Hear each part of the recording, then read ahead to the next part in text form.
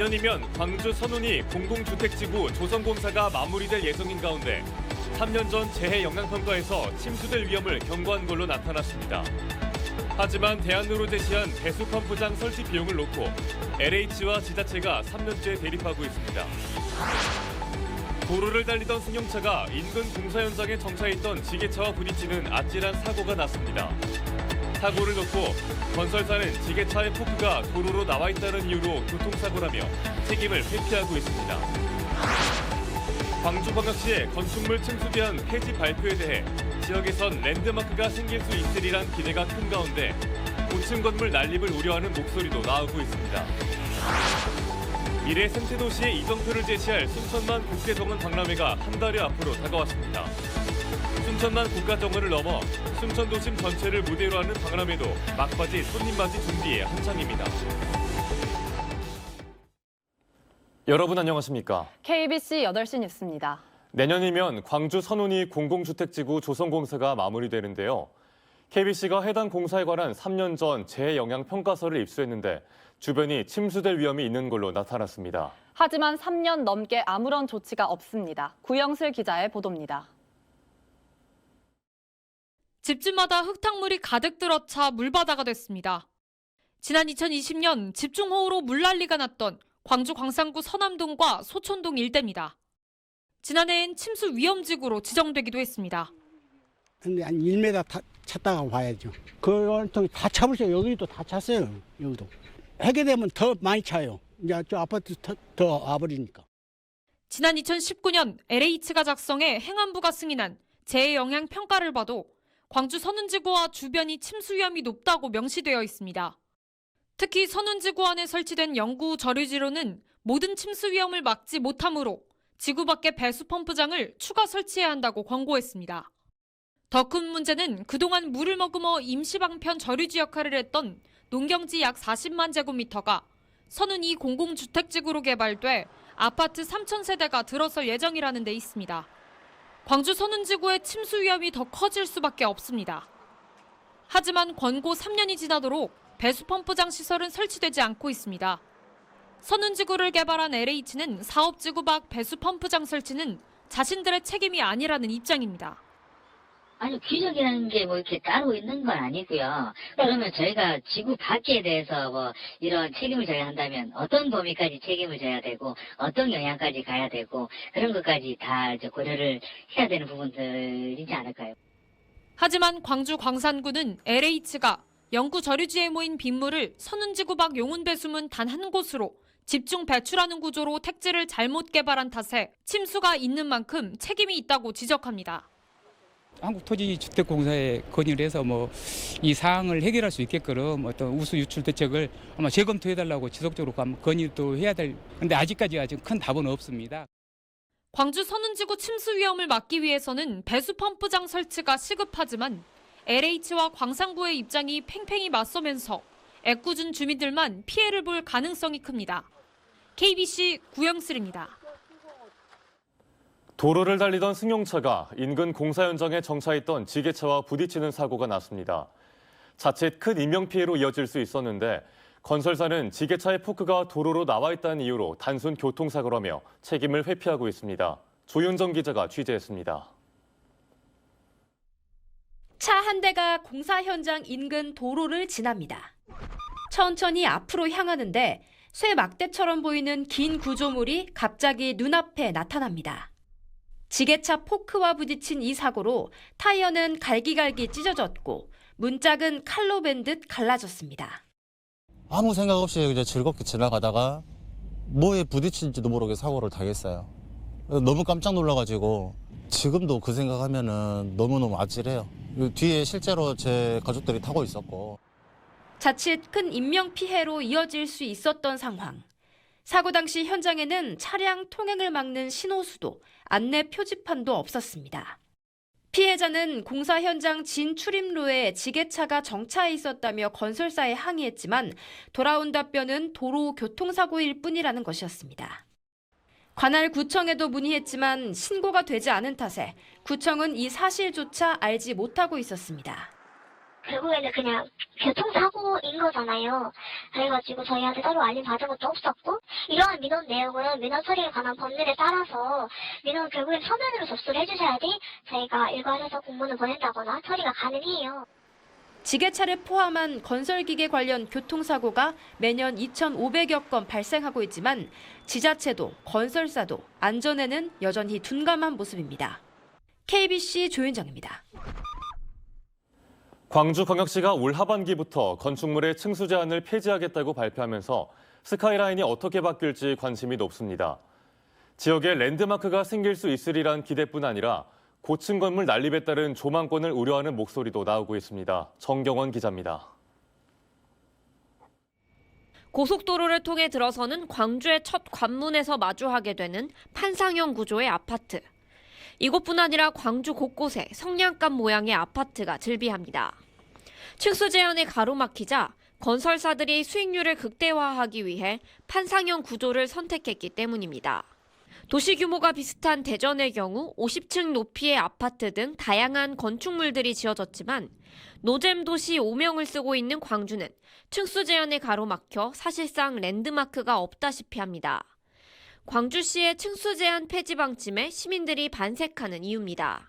서울에 가면은 딱 가자마자 롯데타워도 있고 남산도 있고, 근데 광주는 뭐 다른 지역 사람들이 놀러 왔을 때 딱 여기다 소개할 수 있는 곳은 없어서. 건설업계도 광주시의 방침을 환영하면서 획일적인 고층 아파트 난립을 최소화하도록 건축물 디자인에 노력을 기울이겠다고 다짐했습니다. 건물을 멋있게 지으려면 자본 투자가 더 돼야 됩니다. 글이 흘러가지 않으면, 그렇게 되지 않으면 광주시에서 다시 조입니다. 시민단체도 이해를 할 만한 대안을 내놔야 된다. 우리도. 하지만 공급 물량이 늘며 미입주 아파트가 크게 늘어난 상황에서 빈집이 늘어날 수 있다는 걱정도 나옵니다. 더욱이 무분별한 고층 아파트로 인해 조망권이 침해될 수 있다고 우려하는 시민들도 있습니다. 60층 이렇게 들어선다면은 뭐 일부 한두 개 정도는 될 수 있지만은 우후죽순적으로 여기 해주면 저기 해주라 이런 식으로 계속 늘어나니까 아마 난개발이 되고 환경적으로 많이 안 좋을 것 같아요. 결국 관건은 규제 완화 취지에 맞는 사업자들의 투자와 광주시의 심의가 될 것으로 보입니다. KBC 정경원입니다. 광주 북구청 공무원들이 시책 사업이나 공모사업 발굴을 위한 업무가 과중하다는 글을 내부 게시판에 올려 논란이 일고 있습니다. 광주 북구청 공무원 내부 게시판에는 어제 오후 5시쯤 형편없는 급여, 열악한 사무 환경, 끊임없는 신규 사업 발굴이라는 제목의 글이 올라와 지지성 댓글 수십 건이 달렸지만 지금은 글이 삭제된 상태입니다. 공무원 노조 광주 북구지부는 논평을 통해 매년 새로운 시책 사업이 마른 걸레 비틀어 짜듯 만들어지고 있다며 시책과 공모 사업을 줄일 필요가 있다고 밝혔습니다. 전국 고2 전국연합학력평가 결과 유출 사건과 관련해 학생들이 집단 소송 움직임을 보이고 있습니다.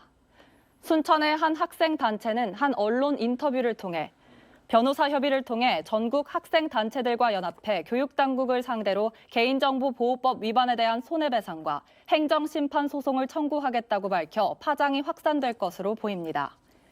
경기도 교육청이 주관한 지난해 11월 모의고사에는 광주 56개 학교에서 12,000명, 전남 96개 학교 11,000명 등 모두 23,000명이 응시했습니다. 경기도 교육청은 최근 유출 사실 고지와 재발 방지 노력 등을 내용으로 하는 문자 메시지를 보냈습니다. 미래 생태 도시의 이정표를 제시할 순천만 국제정원박람회가 한 달여 앞으로 다가왔습니다. 순천만 국가정원을 넘어 순천 도심 전체를 무대로 하는 이번 박람회도 막바지 손님 맞이 준비에 한창입니다. 이계혁 기자가 보도합니다. 2013년 전국의 정원 열풍을 불러일으킨 순천만 국가정원 박람회. 10년 만에 돌아온 정원 박람회의 가장 큰 특징은 순천 도심 전체가 박람회 무대로 사용된다는 것입니다. 국내 제1호 순천만 국가정원과 유네스코 세계 자연유산인 순천만 습지, 그리고 도심과 하천 곳곳이 쉼과 힐링의 공간으로 채워집니다. 이번 박람회를 통해 탄소 중립 시대 바람직한 미래도시 모델을 구현해내는 것이 순천시의 가장 큰 목표입니다. 생태계를 지키는 것들이 우리를 지키는 일이 됐고 지역의 중소도시들이 가야 될 방향들이 정확하게 이걸로 방향을 잡을 수밖에 없는 시대이기 때문에 순천이 새로운 이정표를 세우면서 도시계획의 대전환을 이루는 겁니다. 특히 재해시설을 문화공간으로 바꾼 오천 그린광장, 아스팔트 도로를 잔디길로 만든 그린 아일랜드, 그리고 가든스테이와 무료의 정원 등은 관람객들의 눈길을 사로잡을 것으로 보입니다. 박람회 공정률은 현재 90%에 이를 정도로 공사도 막바지 상태입니다. 배우 최수종 하이라 부부에 이어 중요 무형문화재 베일동 명창과 유명 방송인 다니엘 린덴만, 알베르토 몬디, 럭키도 홍보 대사로 위촉돼 박람회를 국내외에 알리는 데 큰 역할을 할 것으로 기대됩니다. 이런 정원 박람회 열리면서 저희가 가서 또 자연 속에서 힐링하고 또 자연이 또 자기 매력을 펼칠 수 있는 그런 좋은 행사 좀 더 많이 열렸으면 좋겠다는 생각합니다. 조직위는 이번 박람회 목표 관람객을 800만 명으로 예측하고 있습니다.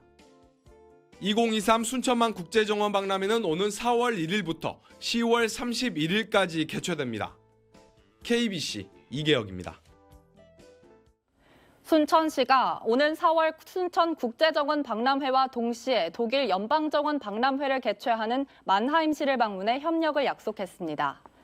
순천시와 박람회 조직위는 2023 독일 연방정원 박람회를 개최하는 만하임시를 방문해 150년 역사를 지닌 연방정원 박람회의 경험과 노하우를 배우는 한편 두 박람회 간 협력과 교류를 강화하기로 했습니다.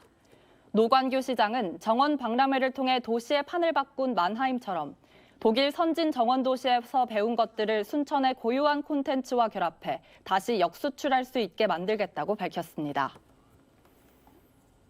광주 글로벌모터스가 올해 첫 공개 채용을 진행합니다.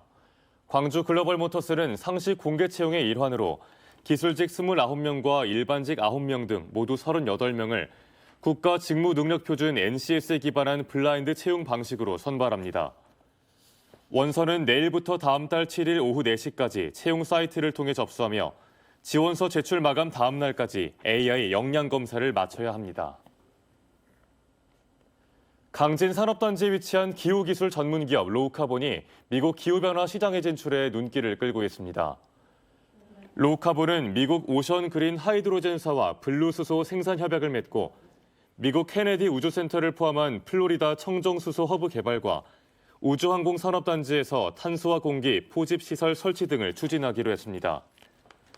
로우카본은 121개의 특허 출원과 상표 등 지적재산권 279개를 확보한 기업으로 지난해 미국 법인을 설립하고 플로리다와 텍사스에 영업소를 운영하고 있습니다. 올해 광주 지역 첫 분양 아파트가 1순위 청약 접수에서 크게 미달됐습니다. 한국부동산원 청약홈에 따르면 어제 1순위 청약을 진행한 광주 서구의 한 아파트 청약 접수 건수는 11건으로 경쟁률이 0.06대 1에 그쳤습니다. 분양 경기가 침체된 상황에서 분양가를 3.3제곱미터당 최고 2,900만 원에 이를 정도로 높게 책정한 데다 올 상반기 대단지 아파트들이 줄줄이 분양을 앞두고 있다는 점 등이 영향을 미친 걸로 분석됩니다. KBC 광주방송이 희망 2023 나눔 캠페인으로 모은 성금을 광주 사회복지공동모금회에 전달했습니다. KBC 광주방송은 올해 12월부터 1월 말까지 희망 2023 나눔 캠페인을 통해 지역민 800여 명으로부터 전달받은 성금 1억 6,900여만 원을 광주 사회복지공동모금회에 전달했습니다. 이번 캠페인은 전년도 캠페인보다 기부 건수가 200건 가까이 줄었지만 모금액은 1억 6,300만 원이 모였던 전년도 행사보다 4%가량 늘어난 걸로 집계됐습니다. 코로나19로 제한됐던 대학 졸업식이 드디어 대면 방식으로 열리기 시작했습니다. 동신대는 오늘 대학 동강홀에서 졸업생 학위 수여식을 갖고 학사 1,422명, 석사 75명, 박사 15명의 영예로운 학위를 수여했다고 밝혔습니다. 광주대도 2022년도 전기 학위 수여식을 통해 학사 1,472명, 석사 178명, 박사 33명 등의 학위를 수여했습니다. 목포대도 학사 1,211명, 석사 100명, 박사 23명 등에게 학위를 수여하고 우수 인재 학생 3명에게는 구인업체 우선 추천 인증자 특전을 수여했습니다. 치과 수술 횟수를 거짓으로 늘려 보험금을 부당하게 타낸 치과 의사들과 환자들이 무더기로 적발됐습니다. 광주경찰청 강력범죄수사대는 지난 2009년부터 최근까지 치조골 이식 수술을 여러 차례 한 것처럼 꾸며 7억 4천만 원 상당의 특약 보험금을 부당하게 타낸 혐의로 치과병원 의료진 10명과 환자 144명을 불구속 입건했습니다. 이들은 생명보험에서 수술 특약으로 수술 횟수가 늘어나면 추가로 보험금을 지급해주는 걸 악용해 수술 횟수를 나눠 청구하다 보험사에 적발됐습니다. 3.8 전국 동시조합장 선거를 앞두고 사전 선거운동을 한 후보자가 선관위에 적발됐습니다. 광주광역시 선관위는 지난 1월 조합원 11명의 집과 비닐하우스를 방문해 지지를 호소하고 조합원이 포함된 지역 주민과의 저녁 식사 자리에서 사전 선거 운동과 함께 7만 3천 원 상당의 식사를 제공한 혐의로 후보자 A씨를 경찰에 고발했습니다. 전국 동시조합장 선거운동은 후보자 등록 마감 다음 날인 23일부터 가능하고 선거운동을 목적으로 금전이나 물품 등을 제공해서는 안 됩니다. 김영록 전라남도지사가 글로벌 세일즈 도정을 위해 내일부터 베트남 방문길에 오릅니다. 내일부터 2박 3일 일정으로 이뤄지는 이번 방문은 베트남 호치민에서 농수산식품 수출 10억 달러 달성을 위해 현지 한인마켓 등과 수출 업무 협약을 맺습니다.